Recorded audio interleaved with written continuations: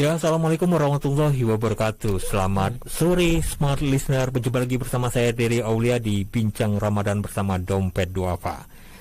Dan kali ini bersama Ustadz Andi Irawan mengangkat tema cara mendidik anak. Ya, smart listener, hari ini adalah hari ke-7 bulan Ramadan. Ya. Boleh dikata 7 Ramadan lah ya, tanggal 7 Ramadan, tepatnya 19 April 2021. Dan tema kali ini memang tidak ada hubungannya dengan bulan puasa, tetapi mendidik anak ini luas cakupannya ya, terkait juga bagaimana anak itu, sikap anak di bulan puasa juga kita bisa bahasnya, Ustaz. Ya, langsung saja saya mengenalkan narasumber kita, Ustadz Andi Irawan. Selamat sore, assalamualaikum warahmatullahi wabarakatuh, Ustaz. Waalaikumsalam. Apa kabar, Ustaz? Alhamdulillah sehat. Sehat, Ustaz ya. Ya, Ustaz, di hari ke-7 ini kita membahas tentang, tadi sudah sempat saya di prolog memberikan tema kepada smart listener bahwa hari ini kita membahas cara mendidik anak. Iya, benar. Anak ini sepertinya sepele, Ustaz. Anak kecil namanya apaan sih? Tapi sebenarnya inilah yang kita bentuk. Seperti kita membentuk tanah liat. Iya, benar-benar. Mau kita patahkan, mau dibanting aja bisa-bisa. Tetapi nanti ke depannya bagaimana ini? Bagaimana, Ustaz? Baik. Ya, Ustaz. Silakan, Ustaz. Ya, baik. Jadi sebenarnya dimanapun berada. Jadi memang anak ini, Kak, yang kalau kita lihat kata kakak tadi kan memang hal sepele. Yeah. Tapi padahal anak ini adalah aset tertinggi kita. Yeah, betul. Tapi kita harus memahami juga bahwa anak ini adalah fitnah, dalam arti kata adalah ujian. Jadi artinya kalau dikatakan fitnah dan ujian, tentu tidak semua orang mampu mendidik dengan sempurna atau dengan baik. Nah ini apalagi di bulan Ramadan ini kan, ini kadang-kadang kita menyuruh anak puasa sementara kita orang tua orang berpuasa. Ini kalau bahasa kita kan, jadi cuma menyuruh. Jadi artinya bagaimana kita mendidik anak kita agar benar-benar mampu beribadah kepada Allah sebenarnya dari dalam rahim sebenarnya, Kak, itu dari awal harus benar-benar sudah dipersiapkan benar itu. Jadi kalau bisa sudah dibacakan Al-Quran oleh orang sedang hamil, oleh bapaknya, didengarkan dengan ayat-ayat Allah. Ini terkadang kita ketika hamil istrinya didengarkan dengan hal-hal yang tidak bermanfaat. Jadi bagaimana nanti keluarnya itu kan, bagaimana lahirnya. Nah, ini jadi artinya kalau sudah kita siapkan dari rahimnya, ya, ketika dia sudah lahir kita azankan, kita beri nama yang baik, kita didik. Nah, ini jadi kadang-kadang kita ini sebelum lahir ini sudah kita siapkan mobil, kita siapkan rumah, siapkan tabungan, dan lain sebagainya. Ini dari situ kan sudah ada salah dalam mendidik anak kita, apalagi yang lebih dari situ. Nah, tapi kalau sudah kita awal dengan azan, dengan nama yang baik, nah kemudian sudah, karena anak ini kita suruh mereka belajar Al-Quran. Jangan sampai mereka ini habis waktu untuk bermain, apalagi zaman-zaman sekarang, zaman HP ini, Kak. Apalagi sekolah lagi daring. Jadi banyak sekali keluhan-keluhan orang tua itu, bagaimana mereka kewalahan ketika dibenturkan dengan anak mereka sedang main HP dan lain sebagainya. Tapi dari tuntutan juga. Nah, ini ya, makanya penting untuk kita mengetahui bagaimana cara mendidik anak kita. Oke.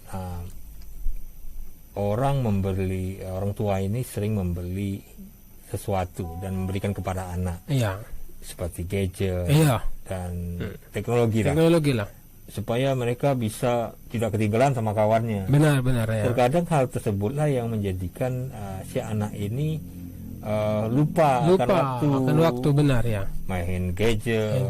Terutama ya main game nih. Main game sebenarnya tidak salah sebenarnya, tetapi yang salah waktu itu habis hanya untuk main game saja, tidak melakukan hal-hal yang lain. Dan ini menjadi ancaman ini, Ustaz.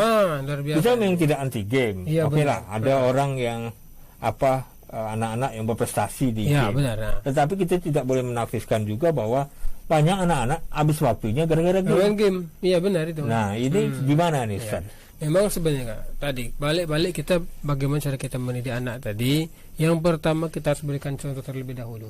Ya, jangan kita menyuruh anak-anak silakan ke masjid. Jangan silakan ke masjid. Yang bagus, nak, ayo kita sama-sama ke masjid. Nah ini, nak, mari kita sholat berjamaah. Nak, mari kita berpuasa. Jangan kita suruh. Dari kita dulu, kita memberikan contoh yang baik, insya Allah anak kita melok ikut. Nah ini, tapi kalau sudah kita suruh, yang terjadi adalah pembangkangan. Jadi mereka merasa kok disuruh-suruh ini, sementara bapak sendiri kok tidurnya subuhnya kesiangan. Nah itu kan. Yang bagus lagi, anaknya yang mengajak kita, kita juga mengajak dia, sama-sama pergi. Nah itu. Nah, ini yang kita harapkan seperti itu. Iya benar. Daripada kita yang, ayo pergi, kamu pergi ya, bapak. Lagi ada usaha. Itu kan penyakit lama itu. Iya. Kita harus memberikan contoh dulu. Iya, beri contoh dulu. Baru kita menyuruh anak. Tapi ini seringnya menyuruh dulu, tapi kita tidak melakukan. Itu juga tidak bagus juga. Tidak bagus juga. Nah, Ustaz. Nah, itu tadi balik lagi soal teknologi yang mengganggu cara mendidik anak. Ada orang bukan orang di pendidikan di barat. Kita sering melihat. Bukan di barat, Ustaz. Di negara-negara maju lah. Saya punya tetangga orang asing, beberapa orang asing dari Korea nih, Ustaz. Saya melihat pola pendidikan mereka ini berbanding kebalik sama kita nih. Benar. Kalau kita ini anak kecil dikasih gadget. Gadget ya. Kalau dia dikasih sepeda. Suruh main sepeda. Suruh main keparet. Iya benar. Suruh manjat pohon. Kita malah dikasih gadget. Padahal mereka, kalau orang Korea lah, nggak usah disebut lah Ustaz ya. Benar. Handphone paling canggih lah dia lah.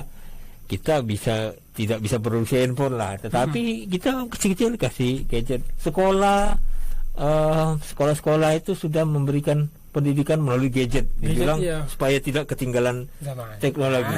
Nah, tapi orang-orang asing yang istilahnya negaranya notabene maju lah Ustaz. Benar. Malahan dia tidak memberikan gadget. Saya lihat sendiri dengan mata kepala, tidak dikasih gadget. Anaknya disuruh main sepeda. Main di parat, silakan main karate. Bela diri lah istilahnya. Kemudian suruh manjat-manjat pohon. Seperti kita dulu masih kecil lah Ustaz ya. Seperti itu. Nah, ini seperti terbalik jadinya.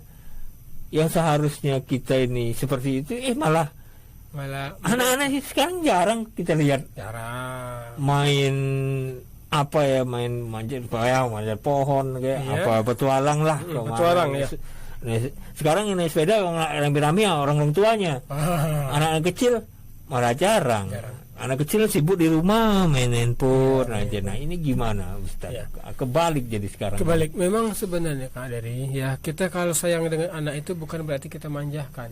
Jadi kadang-kadang kita terbalik. Sama kayak kalau kita sayang dengan anak SD, jangan kita kasih motor. Bagaimana kita motivasi untuk belajar agar nanti dia lebih dari motor yang didapat. Dan ada pada waktunya. Ada waktunya. Ini kadang-kadang kita sayang dengan anak, kenapa diberi motor? Capek lah, inilah. Jadi kadang-kadang terbalik, itu salah itu. Apa yang terjadi ketika sudah ada hal yang tidak kita inginkan, baru kita menyadari, salah ini. Nah ini, makanya terkadang dari awal saja kadang-kadang kita salah cara mendidik anak kita. Kita kursuskan anak kita dengan bahasa Inggris. Bukan salah. Nggak salah. Tetapi imbangi, maksud kami itu imbangi, jangan sampai dengan bahasa Inggris, buku Inggris, matematika dan sebagainya. Tapi sementara pengetahuan agama kurang. Padahal yang paling utama adalah pengetahuan agama itu. Bayangkan kalau sudah nanti kita sudah tua, saat sakaratul maut, tidak ada anak yang mendoakan, bagaimana yang terjadi? Nah ini, bahkan pada pengalaman kami ini Kak Diri, ada orang sudah sakaratul maut, apa yang terjadi? Anaknya bukan mendoakan tapi malah selfie, berdoa di HP, ya Allah berilah kesembuhan untuk ayah saya. Jadi balik itu. Minta doakan orang.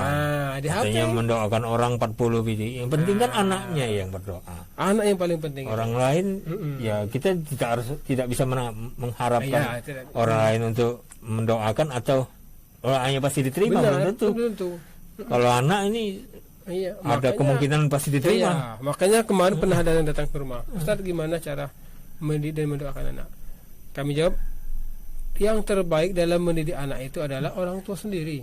Bagaimana supaya dia benar-benar tulus ikhlas mendoakan si anak tersebut. Karena kenapa?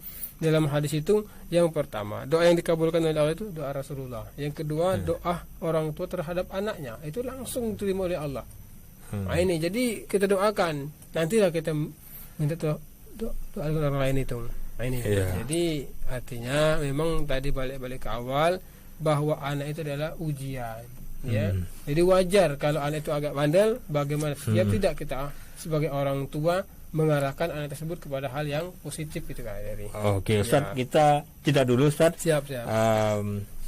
Kita akan teruskan nanti di segmen kedua, masih soal pendidikan anak, Ustaz, ya, terkait dengan teknologi juga ini, karena masa-masa sekarang ini ya masanya teknologi. Tetapi kita mensikapinya harus bagaimana, melihat berkaca pada apa yang terjadi, pemberitaan-pemberitaan yang ada sekarang ini bahwa orang kecanduan, bukan kecanduan narkotika sekarang, kecanduan gadget ini sampai masuk rumah sakit jiwa jadinya.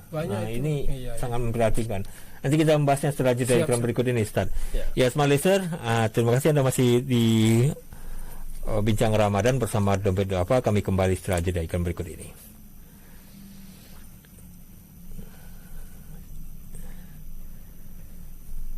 Ya, Smart Listener, terima kasih Anda masih bersama kami di Bincang Ramadan bersama Dompet Duafa, masih dengan Ustadz Andi Irawan. Temanya masih cara mendidik anak di 7 Ramadan 19 April 2021. Ya Ustadz, sebelum jeda tadi kita masih membahas tentang cara mendidik anak. Ini benar. Lebih cenderungnya soal gadget ini, teknologi ini, Ustadz, ya.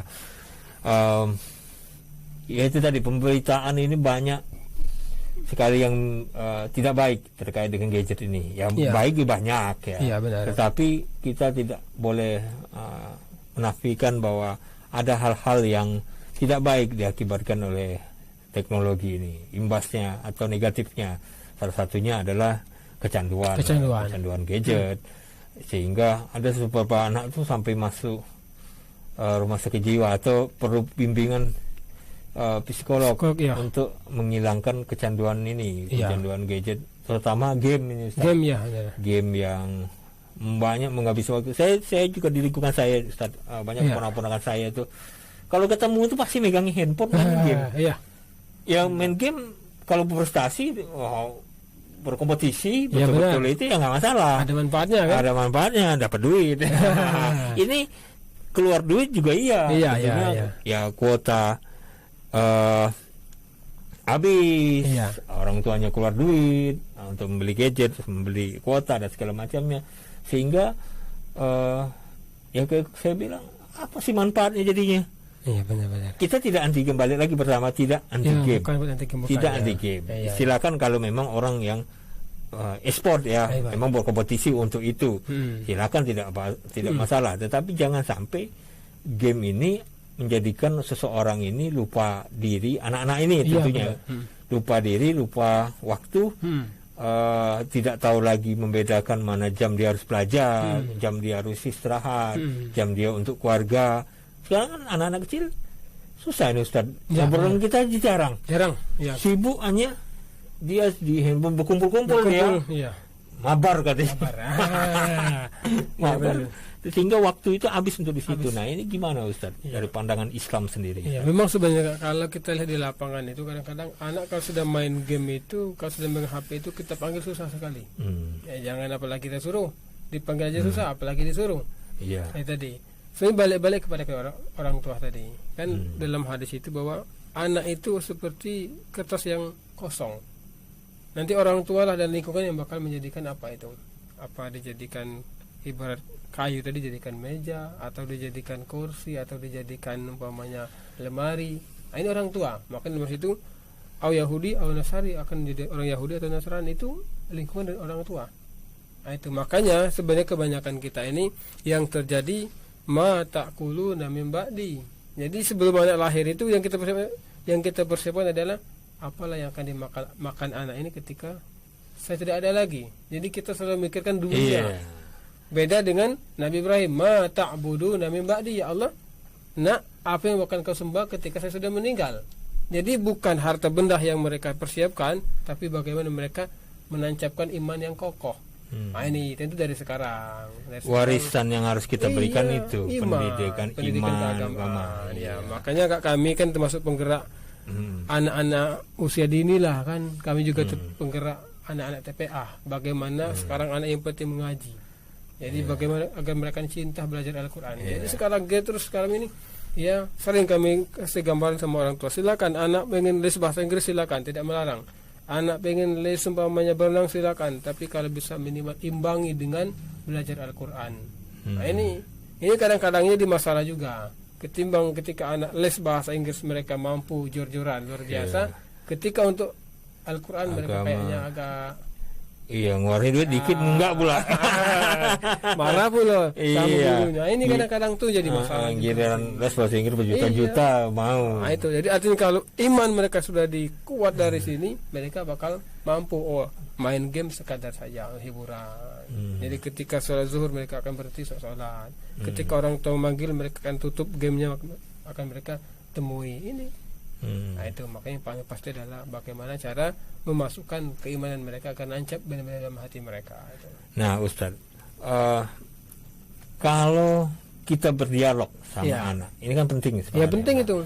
Nah dialog yang bagaimana yang harus kita terapkan ke anak ini sesuai yang menyesuaikan umur lah ya. Benar-benar. Nah gimana nih Ustadz? Ya yang pertama kalau bisa itu anak itu jangan kita panggil dengan sebutan yang kira-kira kurang bagus lah ya.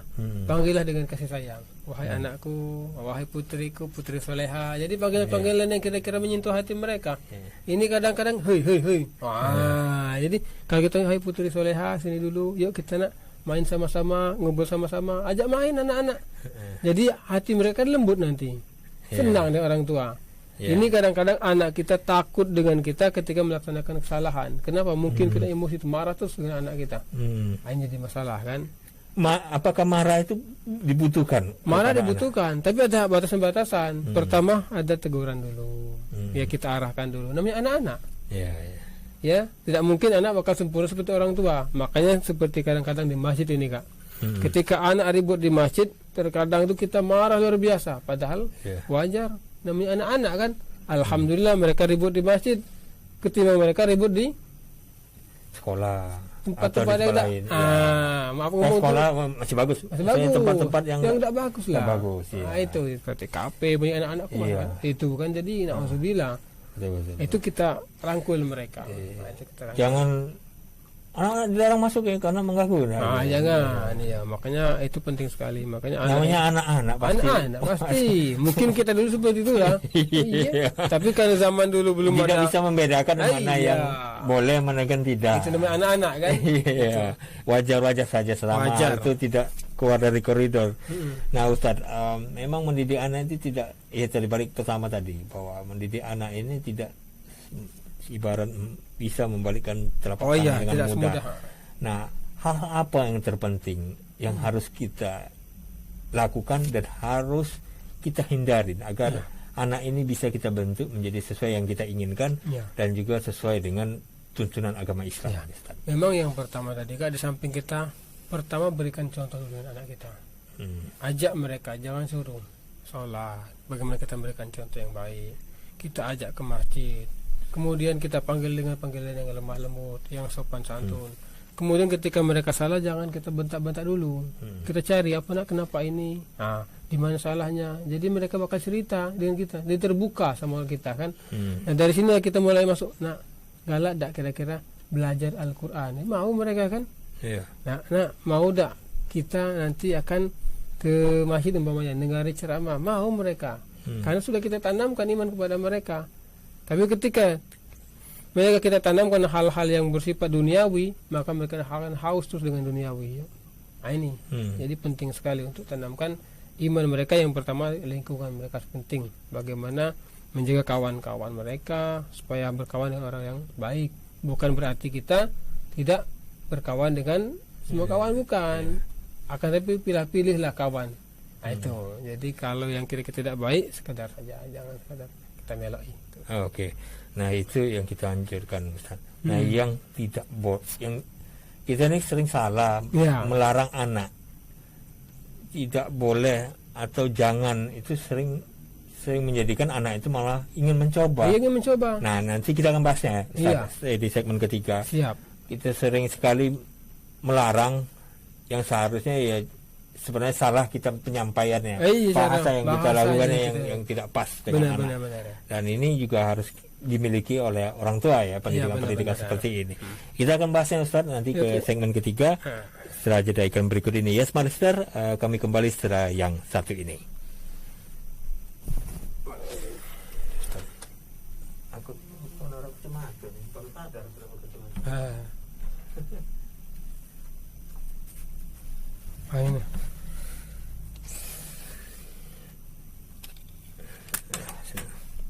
Oke.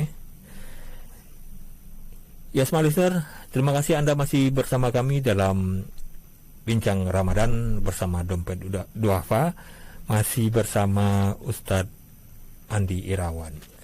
Ya Ustadz, tadi sebelum jeda ada pembahasan yang boleh menganjurkan kepada anak, tetapi ada yang kita harus melarang. Tapi larangan-larangan yang kita lakukan ini sering salah. Ya benar. Terlalu keras atau kerasnya nggak pas gitu. Untuk hal yang prinsip memang kita harus keras. Harus keras. Ya. Tapi ada yang bukan terlalu prinsip, ya kita harus istilahnya dengan lemah lembut menyampaikan. Ya. Nah ini gimana Ustaz menyampaikan anak, menyampaikan sesuatu yang dilarang oleh agama maupun oleh adab lah ya istilahnya, oleh apa itu dilarang negara lah ya. Nah bagaimana menyampaikannya kepada anak? Seperti tidak boleh mengkonsumsi narkoba, gitu kita ngomong kemana, gimana caranya? Nah, boleh gitu.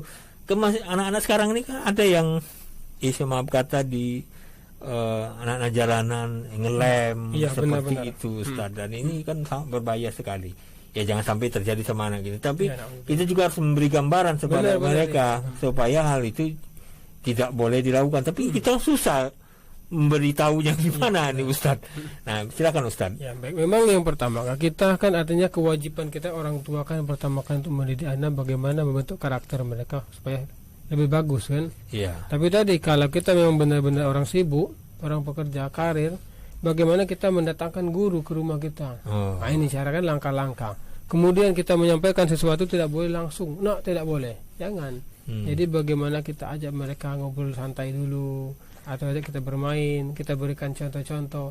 Jadi mereka baru memahami, oh ini tidak boleh. Contoh umpamanya, tidak boleh main HP terlalu lama. Kenapa? Nah ini kita berikan contoh. Oh gini. Oh iya ya, tidak boleh panas ini. Jadi mereka kan paham. Jadi langsung, jangan main HP. Mereka kan penasaran. Mereka mencoba lagi, apa ini? Penasaran mereka. Akhirnya yang terjadi apa? Kebablasan. Nah itu. Jadi artinya orang tua berkewajiban bagaimana ya supaya anak ini kira-kira benar-benar untuk ikut dalam kegiatan-kegiatan yang positif lah. Nah, itu. Nah soal memanggil guru tadi yang Ustaz sampaikan. Benar ya.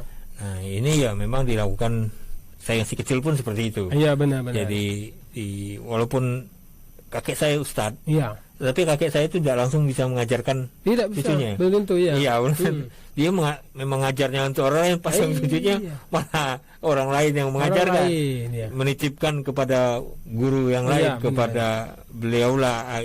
Kebetulan guru ngaji saya itu ganti-ganti lah, sesuai dengan pas tinggal saya pada saat itu karena pindah-pindah. Nah, tetapi sesuatu yang apa yang saya dapat memang ilmu ya. Ilmu. Guru kampung ini memang dia tidak seperti guru pendidikan yang modern seperti ini. Dia keras ya. Dan juga kita harus disiplin. Terlambat sedikit ya kita yang disebat dan orang tua kita mendukung itu. Mendukung itu. Beda dengan sekarang. Kalau sekarang sebaliknya. Kalau kita yang ribet jadi bahaya. Jadi istilahnya kriminal ya. Iya. Jadi dilaporkan karena ini. Nah Ustadz, bagaimana kita memilih guru yang untuk anak kita yang pas? Sekarang juga ada TPA ya, ada SID Sekolah Islam Terpadu, ada lembaga-lembaga tahfiz ya untuk belajar Al-Quran. Nah ini yang mana yang harus kita pilih? Ya ada yang murah, ada yang mahal, ada yang bisa verified ke rumah. Nah ini gimana Ustaz? Memang Kak sebenarnya kan itu masalah itu kan bagus semua kan. Bagus semua ya. Balik kepada orang tua, kemampuan orang tua kemana mampunya. Yang kemahal silakan, yang setengah-tengah silakan, yang kira-kira yang standar silakan. Yang penting pada dasarnya bagaimana supaya anak ini mampu mengenal Al-Quran, mengenal ajaran agama Islam, dan yang paling penting mereka ada perubahan dalam akhlak mereka. Nah, ini jadi bagaimana ini? Kalau kami itu kadang-kadang lebih kami tekankan akhlak itu. Ini kalau saya akhlak yang paling tekankan. Bagaimana mereka dengan orang tua. Jadi masalah kepintaran itu nomor sekian lah itu. Kalau kita pintar membaca, ketika dengan orang tua mereka kurang sopan itu, na'udzubillah. Adab itu paling. Makanya saya dimanapun kalau di sekolahan, di TPA, yang paling saya tekankan adalah adab. Akhlak itu paling penting. Nah ini. Oh ya, kalau kita hanya tahu teori membaca saja tetapi tidak sopan terhadap orang tua, terhadap orang lain ya. Percuma saja. Iya, makanya balik betul. Kalau orang tua mampu ke sekolah mahal silakan, tidak masalah. Tapi kalau tidak mampu yang mahal ya aku merasa kalau ke TPA rasanya murah kalau TPA itu. Iya, murah. Bahkan kalau ke TPA itu ada yang sudah 1 tahun, 2 tahun tidak bayar, masih ngaji anaknya. Murah meriah tapi bagus. Bagus. Jadi setahu saya seperti itu. Bukan berarti TPA itu murah tetapi tidak bagus. Tidak. Bagus itu. Rata-rata ya bagus. Karena ada beberapa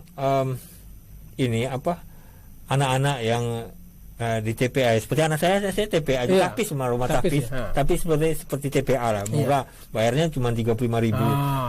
Tapi kualitas mengajarnya sama saja. Sama saja. Menghafalnya sama saja, disesuaikan tingkatan umur dan juga sama, karena anak saya sekolahnya di SID. Terus dia TPA juga. Benar. Tapis juga. Malahan yang di tapisnya khususnya di pendidikan agamanya lebih fokus lagi. Bagus, jadi dia lebih bisa mengenal doa-doa dia hafal. Dia ayat surat-surat itu banyak yang hafal. Jadi kita juga tidak sulit untuk ngajarinya di rumah. Kalau kita dulu kan memang ngandalkan orang tua dan si ustadz. Orang tua perannya sangat penting. Kalau sekarang ini dia sudah diuji di lembaga itu. Jadi keluar dari situ ada kemungkinan dia setidaknya ayat pendek itu sudah hafal. Doa-doa pun sudah hafal. Jadi kita tinggal dianya saja. Dia mau meningkatkan ilmu itu ke jenjang lebih tinggi lagi atau bagaimana. Setidaknya walaupun dia nantinya ke bidang ilmu yang bukan agama pun, landasan agama, basic agamanya itu jelas Ustaz ya. Nah Ustaz, balik lagi soal mendidik anak ini lagi. Selain pendidikan agama yang fundamental, pendidikan yang bagaimana yang harus kita terapkan kepada anak ini? Tentunya Kak, pendidikan ini tadi balik-balik kita karena kita yang paling penting bagaimana masukkan pendidikan agama terhadap mereka. Agama itu yang paling penting. Makanya kalau kami berikan pepatah itu, kalau kita menanam padi, rumput pasti tumbuh. Tapi kalau kita menanam rumput, nggak mungkin padi bakal tumbuh. Jadi kalau kita fokus dengan agama, insya Allah dunia ikut. Tapi kalau kita fokus dengan dunia, akhirnya tinggal. Apa yang terjadi? Banyak orang kaya anak-anaknya, banyak anak-anak yang pintar, tapi dengan orang tuanya bagaimana mereka? Makanya kalau kita dengar pepatah Habibie itu, kalau seandainya disuruh milih antara belajar desain teknologi dengan agama, maka saya akan milih belajar agama. Jadi luar biasa kata-kata itu. Jadi kami rasa tidak ada yang tidak kenal dengan Habibie, kan sudah mendunia itu kan. Tapi ketika dikasih pilihan, kata Habibie, saya ingin belajar agama. Nah ini. Oke Ustadz, kita jeda dulu.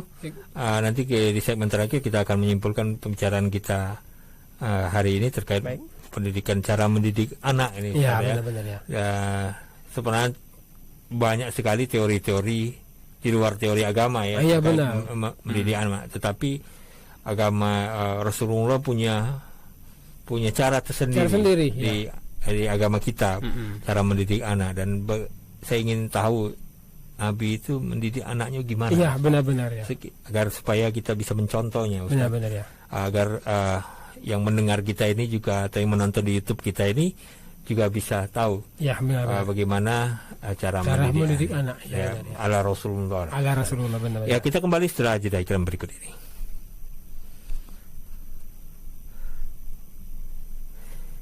Ya, selanjutnya terima kasih Anda masih bersama kami di Bincang Ramadan bersama Dompet Duafa dan masih dengan Ustadz Andi Irawan dengan tema cara mendidik anak. Nah, ini di segmen terakhir Ustadz ya. Benar-benar ya. Tadi sempat sebelum jeda saya menjelaskan menanyakan soal Rasulullah gimana sih dulu mendidik anak-anaknya agar anak-anaknya ini menjadi anak-anak yang bisa mensiarkan agama Islam, agama karena Islam, ya layer kedua lah istilahnya itu. Benar. Setelah Rasulullah ada sahabat ya, benar, kemudian anak-anak beliau, para tabi'in dan segala macamnya ini sampai ke sekarang ini para ulama. Nah, anak-anaknya ini kan punya peran besar juga dalam siar agama Islam ini ke seluruh dunia ini. Gimana? Ya, baik. Jadi sebelum kita kembali kepada Rasulullah, kita baca dalam Al-Quran itu nabi-nabi yang lain itu yang mereka katakan ma ta'buduna min ba'di. Ini poin pertama. Jadi kita siapkan iman kepada mereka. Kemudian kalau Rasulullah itu ketika anak sudah sampai ke umur 7 tahun, kalau tidak sholat dipukul. Dalam arti kata ada tahapan-tahapan. Nah, dari kecil kita ajak dulu mereka untuk arah ke kebaikan. Tapi kalau sudah akal balik, sudah sampai umur, harus tegas itu. Ini kadang-kadang kita anak masih tidur subuh hari, sudahlah biarlah, masih ngantuk, jangan, mestinya harus dibangun itu. Masa kita tega menyuruh anak masuk neraka? Nah, itu harus tegas itu. Terkadang kan lebih kita senang tidur. Malah kita selimuti lagi bela. Jangan, mesti jangan. Jadi harus tegas. Jadi yang diajarkan oleh Rasulullah tegas dalam kebenaran. Ya. Dan kemudian kita arahkan lemah lembut dalam kebaikan. Nah, ini yang diajarkan oleh Rasulullah SAW. Oke, Ustaz.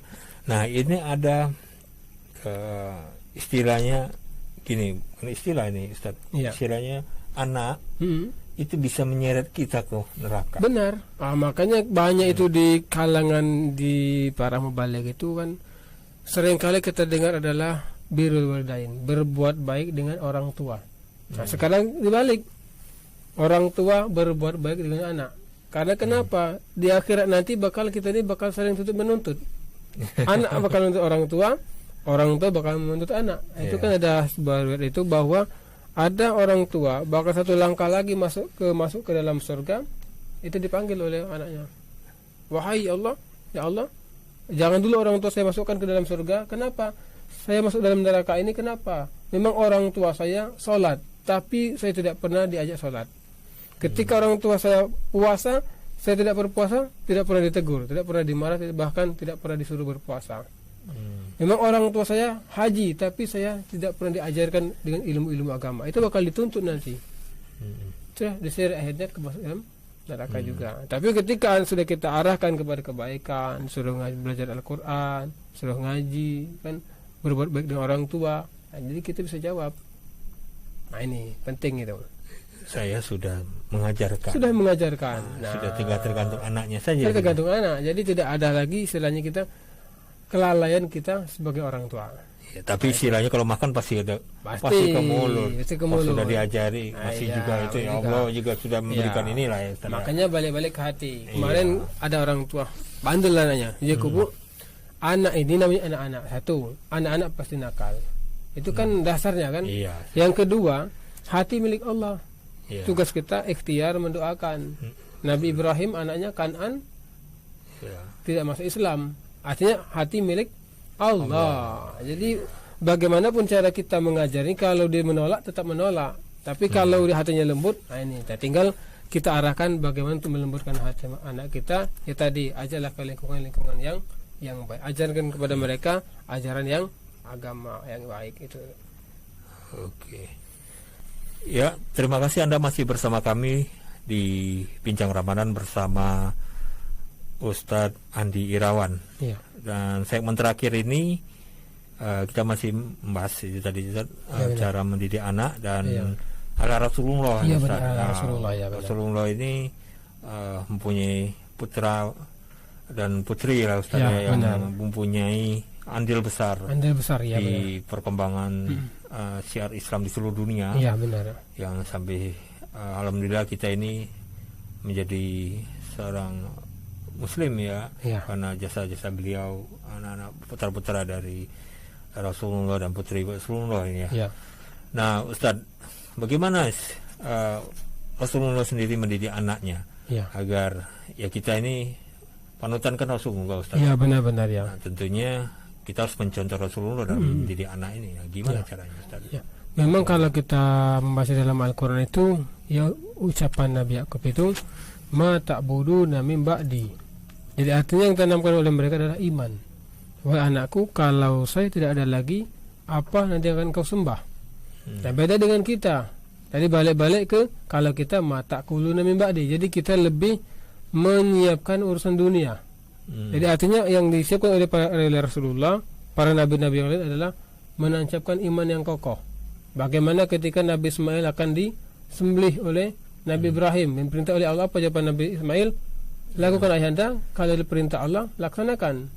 Insya Allah ayahanda akan mendapatkan ayahanda dalam keadaan sabar. Jadi luar biasa artinya. Nah, tentu ini adalah iman yang sangat mempengaruhi. Bagaimana ia menanamkan rukun iman itu benar-benar dalam hatinya, bukan hanya sekedar dihafal. Ya, kalau kita ini sekedar dihafal, kalau kita ini nah hafal rukun iman, hafal. Kemudian ditanya berapa? Ada 5, salah pula ini. Nah, salah. Yang pertama apa? Pancasila, salah lagi. Nah, ini. Jadi artinya kadang rukun iman disamakan dengan Pancasila. Sebenarnya Pancasila berbeda lah ya. Lain kami itu kan. Jadi itu artinya yang pertama iman. Ini ditanamkan oleh para nabi dan rasul ya, apalagi Rasulullah. Yang kedua, kan dalam hadis itu kata Rasul, ketika anak sudah akal balik 7 tahun, sudah sampai umur 7 tahun, tidak sholat dipukul. Dengan catatan pukul untuk memberikan motivasi, jangan pukulan yang emosi. Nah, ini menyiksa jangan. Artinya pukulan yang kira-kira memberikan efek jerak agar anak ini melaksanakan ibadah kepada Allah, terutama sholat. Ini yang paling penting itu. Nah, kadang-kadang kalau anak kita masih tidur, tidak kita bangun, biarlah anak kita masih tidur. Kadang kita ambilkan selimut, kita selimuti lagi. Ini sama halnya kita dengan memberikan anak kita untuk masuk dalam neraka. Na'udzubillah. Nah, ini. Jadi di samping kita mendidik anak kita dengan iman, kita ajak dengan lemah lembut, kemudian kita tegaskan dalam ketika sebuah perintah Allah Subhanahu wa taala, tidak ada tawar-menawar. Nah, tinggal cara kita dengan lemah lembut tadi. Nah, ini. Jadi ada kalanya kita keras. Ada kalanya kita lembut. Ya, benar. Mendidik anak ini tarik ulur lah. Tarik ulur lah ya. Jangan terlalu keras tapi juga jangan terlalu lembut pula. Nah, anak-anak sekarang ini kalau kita lihat cerdas lah. Cerdas sebenarnya. Karena gizi sekarang ini sudah lebih baik. Iya, benar. Zaman dulu mungkin orang mau beli ayam, daging, ikan itu mahal karena penghasilan juga terbatas, sudah harga barangnya tinggi, langka dan jarang. Sekarang sudah sangat banyak sehingga anak-anak makan ikan, makan apa menjadi sekarang ini cerdas. Nah, kecerdasan ini yang perlu kita sikapi itu, Ustaz. Benar. Ya, memang terkadang mendidik anak ini sulitnya karena dia selalu cerdas. Iya, benar. Jadi kita bingung sendiri kan. Iya. Memang kalau kita lihat di lapangan sekarang anak ini lebih pintar, iya. Karena mereka kita diajarinya. Kalau kita zaman dahulu telur 1 itu bagi 5, bagi 4. Iya. Sekarang dia sendiri. Jadi wajar. Tapi tadi terkadang kecerdasan mereka, kepintaran mereka tidak diimbangi dengan akhlak yang baik. Inilah sekarang akhlak yang paling penting. Bagaimana cara kita mengarahkan anak kita supaya menjadi akhlak yang mulia. Tentu kita tanamkan nilai-nilai Islami tadi. Nah, Ustadz, anak-anak sekarang ini balik lagi soal pintar ini. Iya, benar. Sering mendapatkan informasi dari gadget ini, Ustaz. Iya, benar, dari YouTube, dari macamnya ini cepat sekali. Bagaimana kita menyaringnya, Ustaz, mengimbanginya dengan itu tadi pendidikan akhlak kepada mereka ini, Ustaz. Tadi yang pertama tadi kita kasih contoh tadi. Yang kedua kita kasih pengertian. Nah, umpamanya boleh main HP dengan catatan apa kita kasih waktu. Nah, ini kami terapkan di rumah sendiri. Anak pengen nonton TV, kami boleh silakan nonton TV dengan catatan ada waktu, selesai. Tapi jangan langsung kita matikan. Jadi mereka terpukul. Jadi sebelum katakanlah umpamanya 2 menit lagi mau kita matikan, kita mau sebentar lagi sudah ya. Mereka sudah siap. Ya. Nah, 2 menit kemudian kita matikan. Artinya mereka sudah siap. Sama dengan HP juga. Silakan main HP dengan catatan ambil yang positif. atau umpamanya ada hal-hal yang tidak boleh dibuka, atau kalau memang anak masih kecil ya kita hapus saja kira-kira aplikasi-aplikasi yang tidak penting. Karena sekarang kadang-kadang baru umur setahun itu sudah pintar sekali main tangan main HP itu. Ini jadi kalah kadang-kadang kita. Ini. Nah, Ustadz, ada satu lagi, anak sudah beranjak besar lah. Iya, benar. Nah, di gadget ini kan memberikan informasi Ustadz Google lah. Oh iya, benar ya, benar ya. Google ya. Orang lebih mencari informasi, nggak usah anak besar ya. Iya. Orang tua pun sering menjadikan Google ini menjadi ustadznya. Sering seperti itu. Iya, benar. Nah, baikkah itu ataukah itu perlu juga pengetahuan-pengetahuan yang bisa harus diimbangi dengan pengetahuan-pengetahuan yang kita ambil langsung ke guru? Gimana? Jadi memang begini, Kak. Memang sekarang itu Google itu pintar, Kak. Makanya dalam itu iblis itu pintar. Kan? Google juga pintar dalam arti kata, tapi keberkahannya di mana? Nah, ini yang pertama. Yang kedua, kalau kita fokus ke Google, yang jadi masalah siapa yang bakal bertanggung jawab ini ketika salah atau benar. Nah, ini kayaknya yang bagusnya guru kita itu ada sanad yang bagus itu. Ini. Jadi jelas guru kita. Dan kita bertanya juga harus jelas. Contoh, kalau umpamanya di Google itu katakanlah pembahasan secara umum, nanti kita mau bertanya kemana ini.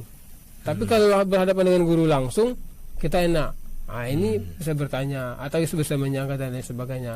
Memang artinya silakan cari informasi dari Google, dari internet dan sebagainya, tapi hadapan juga dengan guru. Nah, ini yang paling penting. Itu istilahnya referensi saja. Iya, referensi saja. Jangan tidak jadi patokan. Jangan rujukan, bahaya itu. Bahaya. Karena tidak jelas itu dari sanadnya gimana gitu. Benar ya, karena terkadang yang disampaikan dengan pemahaman berbeda. Nah, ini. Jadi contoh kita baca WA, umpamanya si A akan pulang. Jadi orang membacanya beda-beda ini. Cara penafsirannya. Pulang dari mana, pulang kemana. Nah, ini. Tapi kalau bertemu langsung, si ini pulang dari sini mau ke sini. Sama, umpamanya tidak boleh maling ayam. Nah, kenapa? Ini. Ada kala umpamanya tidak boleh katakanlah kita makan katakanlah daging yang dilarang seperti anjing dan babi. Terkadang bisa dibolehkan dengan catatan-catatan. Nah, ini kan perlu guru tadi penjelasan yang mendetail. Iya, oke. Ya Ustadz, waktu juga tinggal sedikit lagi, bisa disimpulkan pembicaraan kita hari ini. Oke, baik. Jadi semua listener dimanapun berada, jadi artinya anak ini adalah aset yang tertinggi bagi kita. Pada dasarnya, yang pertama kita berikan contoh yang baik, ya. Jangan sampai kita selalu menyuruh anak sementara kita tidak melaksanakan. Yang kedua, anak ini ibarat balok kayu, mau dibentuk apa itu terserah kita, tinggal kembalikan kepada orang tua dan lingkungan. Jadi kalau bisa itu ajarlah anak itu kepada lingkungan yang baik, ajarkan kepada mereka dengan nilai-nilai agama, nilai-nilai Islami, dan usahakan supaya mereka selalu membaca Al-Quran. Ini paling penting. Berzikir, istighfar ini paling penting ini untuk melembutkan hati, karena hati adalah milik Allah.